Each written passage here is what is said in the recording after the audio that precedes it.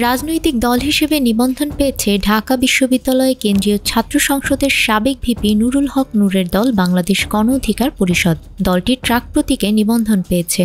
গত দ্বাদশ জাতীয় নির্বাচনের আগে নিজেদের মধ্যে দলীয় কোন্দল ও বিভক্তির জেরে নিবন্ধনের তালিকা থেকে বাদ পড়ে গণ অধিকার পরিষদ। শেখ হাসিনা সরকার পতনের পর গত বুধবার নিবন্ধনের বিষয়টি পুনর্বিবেচনার দাবি জানিয়ে প্রধান নির্বাচন কমিশনার কাজী হাবিবুল আউয়ালের কাছে একটি চিঠি দেয় দলটি।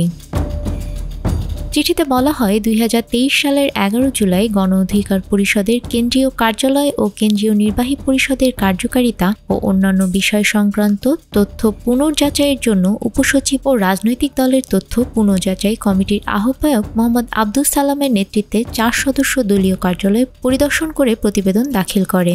ওই প্রতিবেদনে বলা হয়, ২০২৩ সালের ১ জুলাই দলের জরুরি সভায় গঠনতন্ত্র অনুযায়ী আহ্বায়ককে অপসারণের ফলে বর্ণিত আহ্বায়ক কমিটি অস্তিত্বহীন এবং অকার্যকর। বর্ণিত কাগজপত্র ও গঠনতন্ত্র পর্যালোচনায় ওই দলের আহ্বায়ক ডক্টর রেজা কিবরিয়াকে অপসারণের প্রক্রিয়াটি নিয়মতান্ত্রিক ও গঠনতান্ত্রিক ছিল এবং ১০ জুলাই দলের জাতীয় কাউন্সিলে নির্বাচিত কেন্দ্রীয় নির্বাহী কমিটি গঠনতান্ত্রিক ও কার্যকর মর্মে কমিটির কাছে প্রতীয়মান হয়।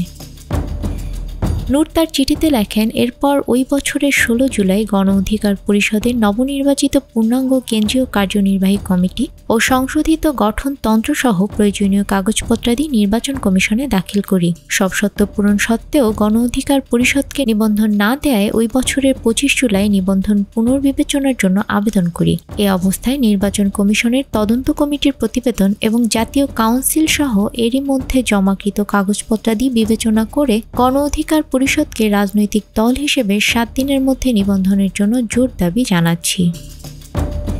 নিউজ ডেস্ক, আমাদের সময়।